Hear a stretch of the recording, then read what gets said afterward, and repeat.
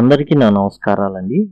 7వ తరగతి ఆంధ్రప్రదేశ్లో ప్రవేశపెట్టినటువంటి సిబిఎస్ఈ సిలబస్ హానీకోమ్ ఏదైతే టోటల్ గ్రామర్ టాపిక్స్ అవన్నీ కూడా కవర్ చేయబడి ప్లేలిస్ట్ లింక్ అనేది డిస్క్రిప్షన్లో ఇవ్వడం జరుగుతుంది. అట్లానే సప్లిమెంటరీ రీడర్ ఏలియన్ అండ్ దానికి సంబంధించి and as well as main reader ఏదైతే ఉందో దానికి సంబంధించిన పాఠాలు కూడా లైన్ టు లైన్ చెప్పబడి అవన్నీ కూడా మీకు ఈ యొక్క ప్లేలిస్ట్లో అందుబాటులో ఉంటాయి. వీటికి సంబంధించిన లింక్స్ అన్నిటిని కూడా డిస్క్రిప్షన్లో ఇవ్వడం జరిగింది. వాటి ద్వారా మీరు చాలా తక్కువ సమయంలోనే ఎక్కువ నేర్చుకోవచ్చు. దయచేసి గమనించండి. 7th క్లాస్ సంబంధించి హానీకోమ్లో 3rd unit Gopal and the hills of fish. ఇప్పుడు టైటిల్ గురించి చూద్దాం. గోపాల్ ఎవరంటే ఇక్కడ మీరు ఈ బొమ్మలో చూస్తున్నారు చూసారా, ఇతనే గోపాల్. హిల్స్ ఆఫ్ ఫిష్ అంటే మామూలు చేపే, పెద్దగా విచిత్రంగా ఏం కనబడదు. మన మార్కెట్లో ఏ విధంగా అయితే పెద్ద చేపలు ఉంటాయో అదే విధంగా ఉంటుంది హిల్స్ ఆఫ్ ఫిష్ అనేది. యాక్చువల్గా కొంచెం బెంగాల్ బ్యాక్గ్రౌండ్ వాళ్ళకి హిల్స్ ఆఫ్ ఫిష్ అంటే పెద్ద విచిత్రంగా అనిపించదు. ఇక ఇతను గోపాల్, ఈమె గోపాల్ యొక్క సతీమణి. ఇక ముఖ్య పాత్రధారులు ఎవరున్నారు అంటే కింగ్ అనమాట. కింగ్ అండ్ గోపాలే మనకి ఎక్కువగా ఈ పాఠం అంతా కూడా కనబడడం జరుగుతుంది.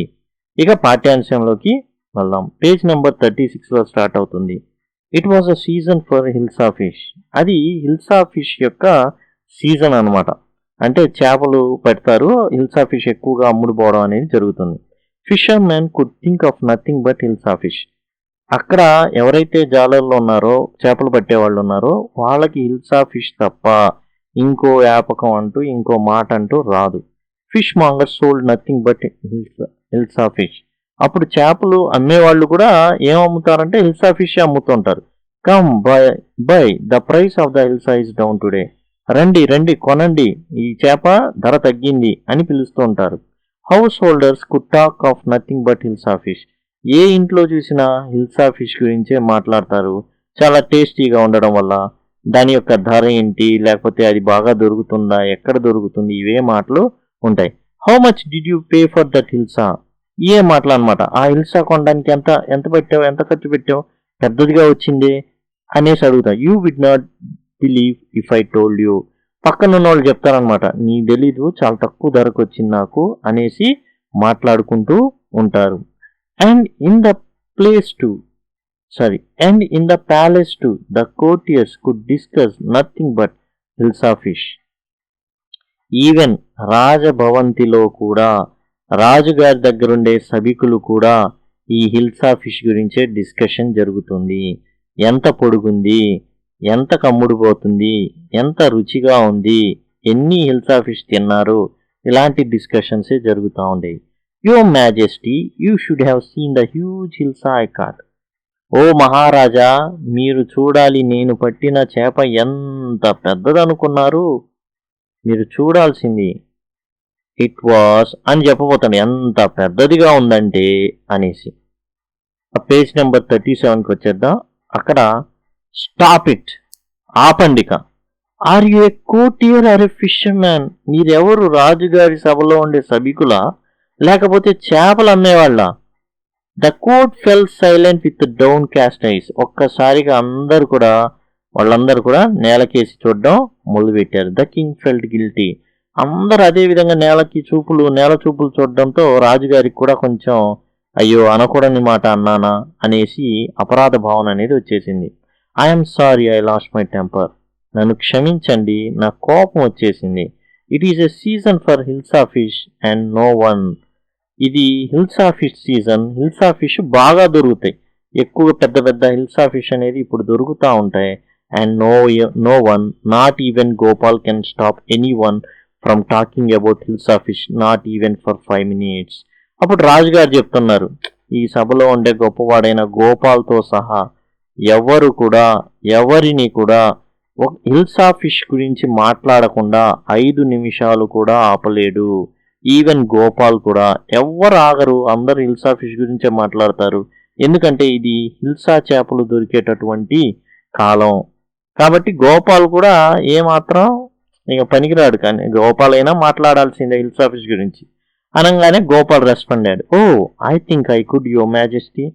అట్లానా రాజుగారు, నేను ఖచ్చితంగా మాట్లాడకుండా చేస్తా అనేసి అన్నారనమాట. దానికి రాజుగారు, then let me see you buy a huge hilsa and bring it to the palace without anyone asking you a word about it. సరే గోపాల్, నువ్వు ఏం చేస్తావంటే పెద్ద హిల్సాకును తీసుకురా. ఎక్కడికి తేవాలి? ప్యాలెస్కి తేవాలి. మధ్యలో ఎవరు కూడా ఆ హిల్సా గురించి మాట్లాడకూడదు. ఆ హిల్సా చేప గురించి మాట్లాడకుండా నువ్వు తీసుకురా దమ్ముంటే అనేసి రాజుగారు అనడం జరిగింది. I accept the challenge your majesty. నేను ఈ ఛాలెంజ్కి ఒప్పుకుంటున్నాను, నిరూపిస్తాను. నేను హిల్సా తీసుకొస్తా, కానీ ఎవ్వరు కూడా హిల్సా చేప గురించి మాట్లాడరు అనేసి. అదెలా సాధ్యం? అందరూ హిల్సా ఫిష్ గురించే మాట్లాడుకున్నారు. అరే ఇదేంది ఇంత లావుగుంది, అరే ఇదేంది ఇంత పెద్దగా ఉంది, ఎంత కొన్నారు, తక్కువకి వచ్చిందే, ఇలాంటి మాటలు మాట్లాడుకుంటున్న టైంలో గోపాల్ ఒక చేప కొని వీధుల్లో బడి వస్తున్నప్పుడు రాజభవనానికి ఎవరూ మాట్లాడకుండా ఎలా ఉండగలరు? గోపాల్ నిజంగా అంత తెలియగలవాడా? చూద్దాం. Page number 38. Few days later. వెంటనే పని మొదలు పెట్టలా కొన్ని రోజులైంది. Why is your face half shaven? ఎందుకని నీ మొహం ఏంది సగం షేవ్ చేసుకుని ఉన్నావు? సగం గడ్డమే ఉందేంది? సగం మీసాలి గురికేమైంది? I'm dressing up to buy hilsa fish. నేను హిల్సా ఫిష్ కొనడానికి రెడీ అవుతున్నా అని చెప్పాడు గోపాల్. ఎవరన్నారు ఆ మాట? గోపాల్ సతీమని అడిగింది. ఏంది సగం గడ్డమే, సగం మీసమే కత్తిరించావు, సగం గడ్డం ఏం చేసావేంది అని.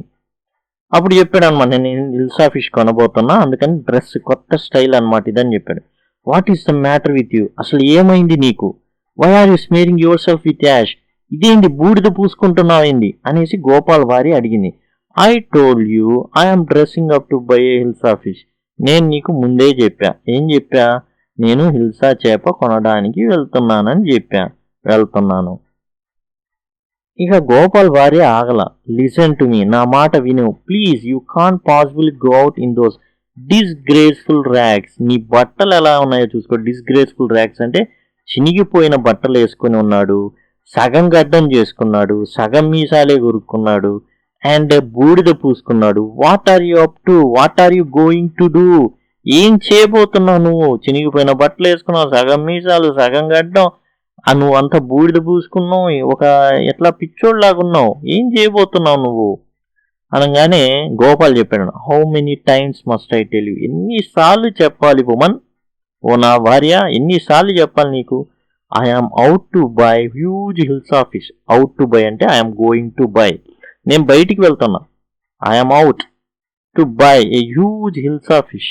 పెద్ద చేపని కొనబోతున్నా ఇప్పుడు, హిల్సా ఫిష్ని, అందుకనే నేను బయటికి వెళ్తున్నా.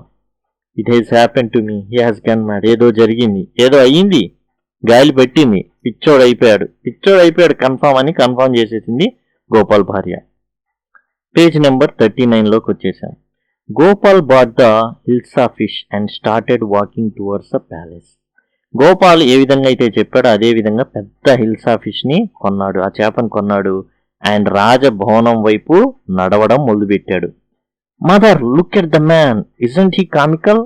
వెళ్ళేటప్పుడు ఓ బుడ్డోడు చెప్పాడంట, అమ్మ చూడు, చేపకెళ్ళి చూడు అనలా, చూడు ఆ వ్యక్తికెళ్ళి చూడు, ఇజంట్ హీ కామికల్? చూడు ఎట్లా ఉన్నాడో, చూస్తుంటే నవ్వు రావట్లేదమ్మా అని అన్నాడు ఓ బుడ్డోడు వాళ్ళ అమ్మతో. He must be a mad man. Hush.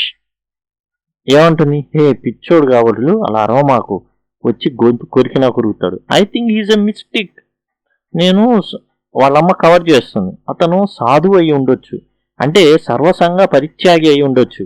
మొత్తాన్ని ఏం చేశాడు, అంతా వదిలేసి మెడిటేషన్ వీటితో బతుకుతూ ఉండొచ్చు, అందుకనే ఆ విధంగా చినిగిపోయిన బట్టలు వేసుకుని ఉన్నాడు, ఒంటి నిండా బూడిద పూసుకొని ఉన్నాడు, అలానే సగం గడ్డం సగం మీసమే కత్తిరించుకొని ఉన్నాడు. కాబట్టి అతను ఒక సాధు పుంగవుడు అయితే అయి ఉండొచ్చు. When Gopal reach the court, Gopal వచ్చేసాడు ఎక్కడికి? రాజుగారి యొక్క కోర్టుకి. What do you want? ఇక బయట ఉన్న భటులు ఆపారనమాట. What do you want? ఏం కావాలి నీకు అనేసి. I want to see the king అన్నాడు గోపాల్. నేను రాజుగారిని చూడాలి. అంటే గోపాల్ ఏ విధంగా ఉన్నాడు అంటే ఓ రకంగా మారువేషంలో ఉన్నాడు, కనిపెట్టలేకపోయారు రాజభటులు, ఆపేశారు. నేను రాజుగారిని చూడాలని గోపాల్ అన్నాడు. You can't see the king, నువ్వు రాజుగారిని చూడలే, గెట్ అవే విత్ యూ, పో ఇక్కడ నుంచి వెళ్ళిపో. Gopal began to dance and Singh loudly. Gopal ఏం చేశాడంటే ఇక డాన్స్ చేయడం మొదలుపెట్టాడు, అండ్ పెద్దగా పాడడం మొదలుపెట్టాడు.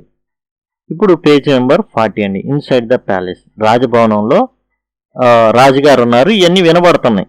ద మ్యాన్ ఈజ్ క్రేజీ, ఇతను పిచ్చోడు, బయట చెప్పుకుంటున్నారు. Throw him out at once, ఒక్కగా బయటికి గంటండి ఇన్ని. ఈ అనగానే గోపాల్ అంటున్నాడు, I want to see the king, let me in. నన్ను లోపలికి పోనివ్వండి, రాజుగారిని చూడాలి. Bring the man to me at once. ఇతను పాటలు డాన్స్లు ఇవన్నీ చూసి బయట అందరు మాట్లాడుకోవడం, కేకలు, అరే పిచ్చోట్రా బయటికి గంటండి ఇట్లాంటివన్నీ చూసి రాజుగారు చూశారనమాట కిటికీలో నుంచి. Bring that man to me at once, ఒకసారిగా ఆ వ్యక్తిని తీసుకొని రండి అనేసి చెప్పడం జరిగింది. యాస్ యువర్ మ్యాజెస్టీ, ఆ భటులు ఎవరైతే ఉన్నారో ఓకే మహారాజా అని చెప్పడం జరిగింది. Gopal was brought before the king, రాజుగారి దగ్గరికి గోపాల్ని తీసుకురావడం జరిగింది. ఇట్స్ గోపాల్, హే ఇతను గోపాల్ కదా అందరు అనుకుంటున్నారు. సభికులు, the man has lost his mind, అరే వీడికి పిచ్చి పట్టిందిరా అనుకున్నా ఎందుకంటే వీడు రాజుగారి దగ్గర బాగా మార్కులు కొట్టేస్తున్నాడు, బాగా తెలివిగా చేస్తున్నాడు, మొత్తానికి పోయింది అనుకుంటున్నారు వీళ్ళు. I think it is one of his crazy jokes. కాదు ఏదో జోక్ వేయాలని చూస్తున్నాడు చూడండి అని ఒకళ్ళనొకళ్ళు మాట్లాడుకుంటున్నారు. Page number 41. All right Gopal, out with it.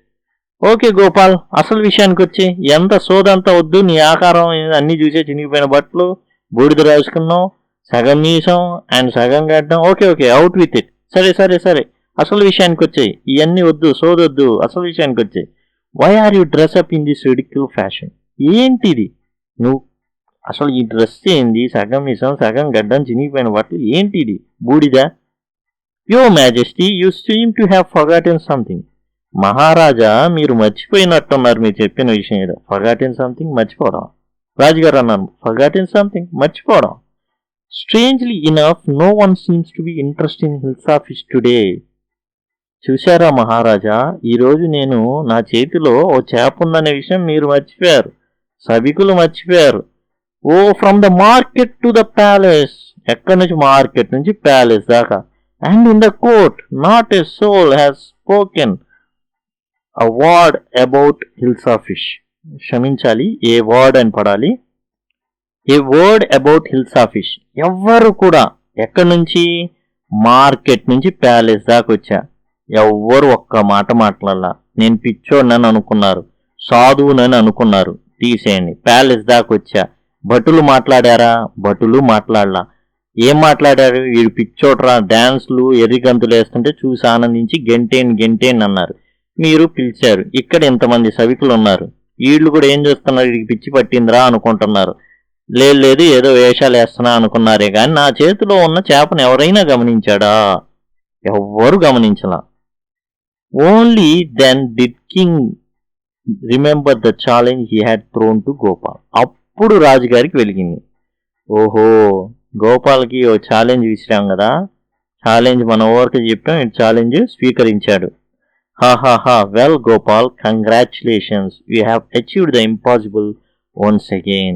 Very good Gopal, ఇన్ని రోజులు నువ్వు ఎంతో తెలివిగా నేర్పుగా చేశావు అన్ని. ఇప్పుడు మరలా నువ్వు ఒక ఇంపాసిబుల్ విషయాన్ని, అంటే అసాధ్యం అనుకున్నాను నేను, దాన్ని నువ్వేం చేశావు, సుసాధ్యం చేశావు అని గోపాల్ని అభినందించడం జరిగింది. సింపుల్గా కథ ఏంటంటే, ఒక హిల్సా ఫిష్ గురించి అందరు మాట్లాడుకుంటున్నారు ఊర్లో జనం అంతా కూడా. రాజుగారు కూడా వీళ్ళందరూ అదే మాట్లాడడం చూసి సభికుల్ని తిట్టడం జరిగింది.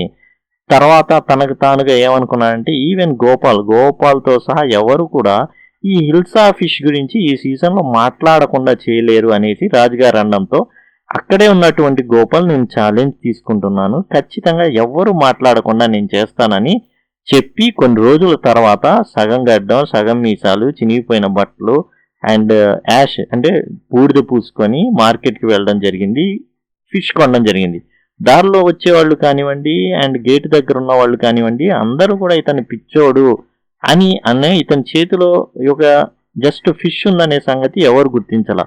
ఈవెన్ కోర్టులోకి వచ్చిన తర్వాత కూడా గోపాల్ పిచ్చోడయ్యాడు, లేకపోతే గోపాల్ ఒక వెర్రి జోక్ వేయబోతున్నాడు అనేసి అనుకున్నారు తప్ప అసలు ఇతని చేతిలో పెద్ద హిల్సా ఫిష్ ఉంది, ఎవరు గమనించాల.